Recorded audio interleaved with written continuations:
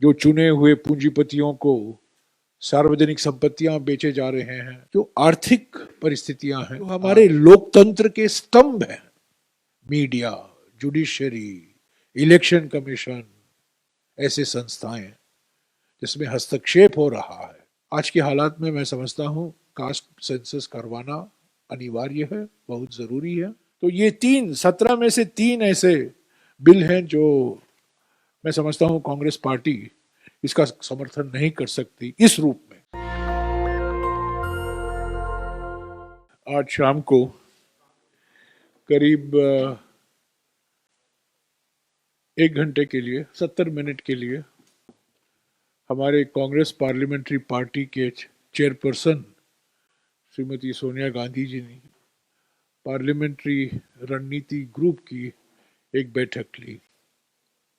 7 तारीख को शीतकालीन सत्र शुरू होने वाला है। उस संदर्भ में ये मीटिंग बुलाया गया। इसमें हमारे कांग्रेस अध्यक्ष और राज्यसभा में विपक्ष के नेता मल्लिकार्जुन खड़गे जी, वरिष्ठ नेता पी चिदम्बरम जी, केसी वेणुगोपाल जी, अधीर रंजन चौधरी जी, मनीष तिवारी जी, मानेक टागोर जी, जावेद अंसारी जी, कोड़ी कुंडल सुरेश जी और मैं मौजूद थे। 3 ऐसे तो कई मुद्दों पर चर्चा हुई और कांग्रेस अध्यक्ष ने कुछ 14 या 15 मुद्दे का जिक्र किया। बेरोजगारी, किसानों के लिए एमएसपी की कानूनी गारंटी, प्राइस राइज और इन्फ्लेशन, साइबर क्राइम जो अभी अभी हम पढ़ रहे हैं एम्स के बारे में। 5वां मुद्दा जो उन्होंने उठाया, खास तौर से जो यूपीए के कार्यकाल में अधिकार आधार कानून जो बनाए गए थे, राइट्स बेस्ड लेजिस्लेशन जो बनाया गया था, RTI, MNREGA, forest rights act, one अधिकार अधिनियम, जो कमजोर किए जा रहे हैं। सीमा पर जो आज स्थिति है, चीन के साथ जो तनाव बरकरार है पिछले 22 महीने में, उसका भी जिक्र हुआ। जो संवैधानिक संस्थाएं हैं जिनको कमजोर किया जा रहा है और जिनमें सरकार का हस्तक्षेप रोज हम को देखने को मिल रहा है, वो भी एक मुद्दा है।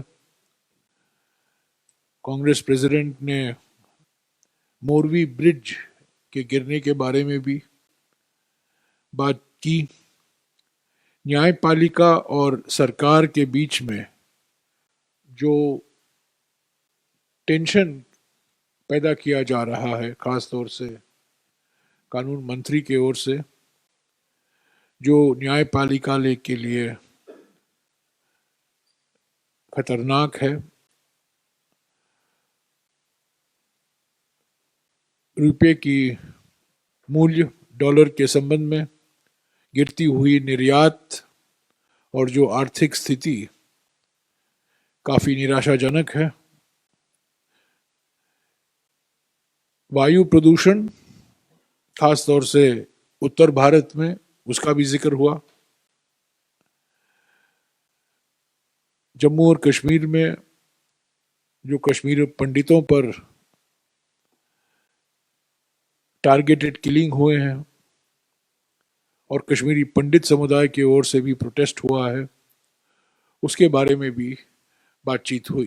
कुल मिलाकर 3 बड़े मुद्दे हैं कांग्रेस की ओर से। ये एक छोटा सा सत्र है, 17 दिन है। 17 दिन में से 14 दिन हमें मिलते हैं विपक्ष को बात उठाने की, क्योंकि फ्राइडे को तो प्राइवेट मेंबर्स बिल होता है। तो इन 14 दिन में हम कौन कौन से मुद्दे उठाएं उसको प्रायोरिटी देना है। कांग्रेस अध्यक्ष मल्लिकार्जुन खड़गे जी सभी विपक्ष के नेताओं के साथ अगले 2-3 दिन में बातचीत करेंगे। पर 3 मुद्दे बड़े हैं। एक तो 22 महीने से जो चीन के साथ हमारे सीमा पर सवाल खड़े हुए हैं, तनाव बरकरार है और पार्लियामेंट में बहस नहीं हुई है। मैं आपको याद दिला दूं, ठीक 60 साल पहले, 60 साल पहले, 7 नहीं 60 पहले, जब चीन का आक्रमण हुआ था 1962 में, नवंबर 1962 में, 2 चरण में हुआ था। पहला चरण अक्टूबर में हुआ 20 से लेकर 28 को, और दूसरा नवंबर के 15 तारीख के बाद हुआ। और जब चीन का आक्रमण हुआ, पार्लियामेंट में बहस हुआ करता था, प्रधानमंत्री बैठा करते थे, प्रधानमंत्री ने सबको सुना, जवाब दिया, आक्रमण चल रहा था। और ये आज की स्थिति देखिए, 22 महीने से विपक्ष कोशिश कर रही है कि इस पर बहस तो हो लोकसभा में और राज्यसभा में, पर इस पर सरकार की ओर से हमें कोई सकारात्मक जवाब नहीं मिला है। हालांकि उन्होंने इनकार कर दिया है इस पर बहस की भी। तो एक मुद्दा जरूर जो उठेगा कांग्रेस पार्टी की ओर से, और हम उम्मीद करते हैं और भी पार्टी हमारे समर्थन करेगी, तो सीमा से संबंधित चुनौतियां हैं। तो बॉर्डर सिचुएशन, ये एक सामूहिक संकल्प हम बना सकते हैं इस बहस से। सिर्फ आलोचना के लिए नहीं हम बहस चाहते हैं। हालांकि प्रधानमंत्री ने कहा है जून के महीने में 2020 में कि कोई इनकर्शन नहीं हुआ, उसको छोड़िए, पर आज हम एक सामूहिक संकल्प दिखाना चाहते हैं। और एक तरीका है पार्लियामेंट के अंदर बहस होना, पर बहस भी नहीं हो पा रही है। ये अजीब सी स्थिति है। दूसरा जो बड़ा मुद्दा है वो आर्थिक स्थिति, इन्फ्लेशन, बेरोजगारी, जीएसटी, जो चुने हुए पूंजीपतियों को सार्वजनिक संपत्तियां बेचे जा रहे हैं, जो आर्थिक परिस्थितियां हैं आज देश के सामने, जो आंकड़े भी बताते हैं, निर्यात गिर रहा है, डॉलर रूपी वैल्यू में बहुत भारी गिरावट आई है। तो इस पर हम जरूर बहस मांगेंगे। और तीसरा बड़ा मुद्दा है संस्थाओं के बारे में, जो इंडिपेंडेंट संस्थाएं हैं, जो संवैधानिक संस्थाएं हैं, जो हमारे लोकतंत्र के स्तंभ हैं, मीडिया, जुडिशरी, इलेक्शन कमीशन, ऐसे संस्थाएं जिसमें हस्तक्षेप हो रहा है, जिनको प्रधानमंत्री और प्रधानमंत्री कार्यालय का एक अंग बनाया जा रहा है, ये नामुमकिन है। और जरूर कांग्रेस पार्टी इसके बारे में बहस चाहेगी। तो ये 3 बड़े मुद्दे हैं, पर इसके अंदर बहुत से छोटे छोटे मुद्दे जुड़े हुए हैं। किसान के मुद्दे हैं जरूर। जब काले कानून वापस लिए गए थे, एमएसपी की कानूनी दर्जा देने के लिए बात हुई थी, उस पर कोई अब तक कुछ कार्रवाई नहीं हुई है, वो जरूर हम उठाएंगे। और जो आदिवासी और वन क्षेत्र से जुड़े हुए कानून में कमजोरी लाई जा रही है, उसका भी जिक्र होगा। पर मोटे तौर से ये 3 मुद्दे हैं जो मैंने कहा, बॉर्डर सिचुएशन, उस पर बहस, आर्थिक परिस्थितियां, इकोनॉमिक सिचुएशन पर बहस, और जो संस्थाएं हैं, संवैधानिक संस्थाएं हैं, जो हमारे लोकतंत्र के स्तंभ हैं, जो जिनका अधिकार छीना जा रहा है और जिनकी इंडिपेंडेंस छीनी जा रही है, उस पर हम जरूर बहस चाहेंगे। हमें बहस के लिए 3 या 4 दिन रहेंगे, क्योंकि ये छोटा सत्र है। तो कांग्रेस पार्टी विपक्ष की पार्टियों के साथ जरूर बातचीत करेगी अगले 2-3 दिन में। कांग्रेस अध्यक्ष खुद बात करेंगे और एक आम सहमति बनाने की कोशिश करेंगे कि ये 3 बड़े मुद्दे पर बहस हो। मैंने पहले ही कहा है कि कांग्रेस पार्टी जाति के आधार पर जनगणना के पक्ष में है। 2011-2012 में ये जनगणना की गई थी, जब मैं ग्रामीण विकास मंत्री था, हमने करवाया था। 2013 तक वो जाति के आधार पर जनगणना सब पूरी हो चुकी थी, पर बाद में सरकार बदली और वो प्रकाशित नहीं हुई। उस सर्वे का जो नतीजा था, जो जानकारी हासिल की गई थी, वो प्रकाशित नहीं हुई। आज के हालात में मैं समझता हूँ कास्ट सेंसस करवाना अनिवार्य है, बहुत ज़रूरी है, और ये कांग्रेस पार्टी का एक बहुत साफ पोजीशन है, इस पर क्लियर है, स्पष्ट तरीके से हम कह रहे हैं। ईडब्ल्यूएस आरक्षण पर बात हुई और ये तय हुआ है कि क्योंकि सुप्रीम कोर्ट में ये बात सही है, जो सुप्रीम कोर्ट का निर्णय था, 3 न्यायाधीशों ने उस संविधान संशोधन को सही ठहराया, पर 2 न्यायाधीशों ने, और जो चीफ जस्टिस उनमें शामिल थे, उन्होंने बहुत गंभीर सवाल उठाए हैं उस संशोधन के बारे में, और कांग्रेस पार्टी चाहती है कि इस पर पुनर्विचार हो। हम इस पक्ष में हैं, इस विषय को हम जरूर उठाएंगे पार्लियामेंट में, और भी पार्टियां उठाएंगे, पर हम भी उठाएंगे कि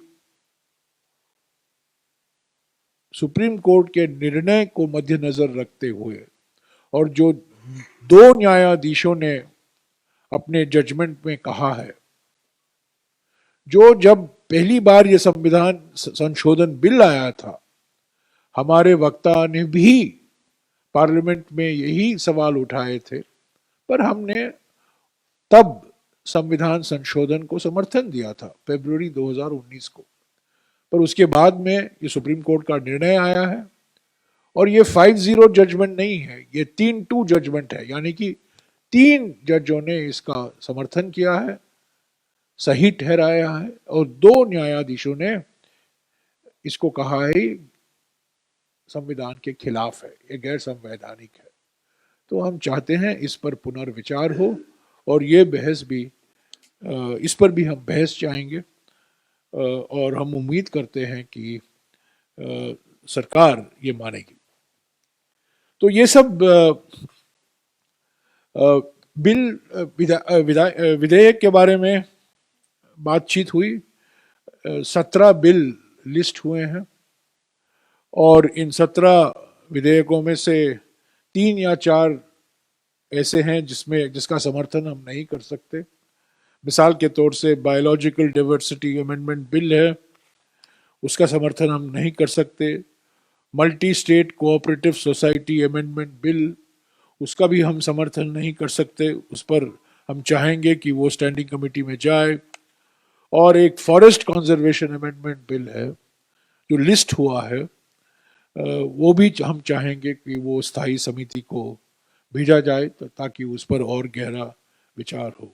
इसके अलावा जो बाकी बिल हैं, वो 3 जो हैं, 3 जो मैंने कहा, बायोलॉजिकल डाइवर्सिटी अमेंडमेंट बिल 2021, दूसरा है multi state cooperative societies amendment bill 2022, जो हम चाहते हैं कि स्टैंडिंग कमेटी को भेजा जाए, और तीसरा है फॉरेस्ट कंजर्वेशन अमेंडमेंट बिल 2022, वो भी हम चाहते हैं कि वो स्थायी समिति को भेजा जाए। तो ये 17 में से 3 ऐसे बिल हैं जो मैं समझता हूं कांग्रेस पार्टी इसका समर्थन नहीं कर सकती इस रूप में। इस पर और बहस होने की जरूरत है। बायोलॉजिकल डाइवर्सिटी अमेंडमेंट बिल एक जॉइंट कमेटी को गई थी। जॉइंट कमेटी में कई सदस्यों ने अपने डिसेंट नोट भी दिया। मैं भी उस जॉइंट कमेटी का सदस्य था कुछ समय तक, पर हमारी बातें मानी नहीं गई, तो हम इस रूप में इस बिल का भी हम समर्थन नहीं कर सकते। तो ये 3 बिल हैं 17 में से। पर सरकार, हमारा अनुभव रहा है कि लिस्ट करती है पर और भी बिल लाते हैं आखिरी वक्त में। तो क्या बिल लाएंगे मैं आज नहीं मैं बता सकता हूं, पर जो लिस्ट भेजा गया है हमें 17 बिलों में से, इनमें से 3 ऐसे हैं जो जिसका समर्थन कांग्रेस पार्टी इस रूप में नहीं कर सकती। तो संक्षिप्त में यही है, 3 बड़े मुद्दे हैं, ये 3 बिल हैं। कांग्रेस अध्यक्ष सभी विपक्ष के नेताओं से बात करेंगे आज से लेकर अगले 2-3 दिन में। हमेशा हम कहते रहे हैं कि अगर सरकार बहस के लिए तैयार है, हम रचनात्मक सहयोग के लिए तैयार हैं। पर हमारा अनुभव है कि बहस कभी नहीं होता और हमेशा सरकार चाहती है कि उन्हीं के कहे हुए आदेशों के आधार पर पार्लियामेंट चले। ये नामुमकिन है। एक पुरानी कहावत है पार्लियामेंट के बारे में, पार्लियामेंट में ऑपोजिशन मस्ट हैव इट से, यानी कि ऑपोजिशन को मौका मिलना चाहिए अपनी बात रखने की। गवर्नमेंट विल हैव इट्स वे। सरकार अंतिम, अगर बहुमत है सरकार का ही, जो सरकार कहती है वो चलेगा। तो दोनों के बीच में तालमेल होना चाहिए। पर हमारा अनुभव पिछले कुछ सालों में ये रहा है, और पर हम उम्मीद रखते हैं कि ये जो मुद्दे हमने उठाए हैं, 3 बड़े मुद्दे, आर्थिक परिस्थिति, बॉर्डर पर चुनौती, और जो संवैधानिक और लोकतांत्रिक हमारे लोकतंत्र के जो संस्थाएं हैं, उनकी जो स्वतंत्रता और प्रोफेशनलिज्म पर हस्तक्षेप किया जा रहा है, उस पर बहस हो। नेशनल दस्तक की आपसे गुजारिश है कि अगर इसको बचाना चाहते हैं तो नेशनल दस्तक को सब्सक्राइब करने के लिए रेड कलर के सब्सक्राइब बटन को दबाएं, फिर बेल आइकन की घंटी दबाएं। नेशनल दस्तक को बचाने के लिए बहुत जरूरी है कि हर खबर को शेयर करें, लाइक करें, कमेंट जरूर करें।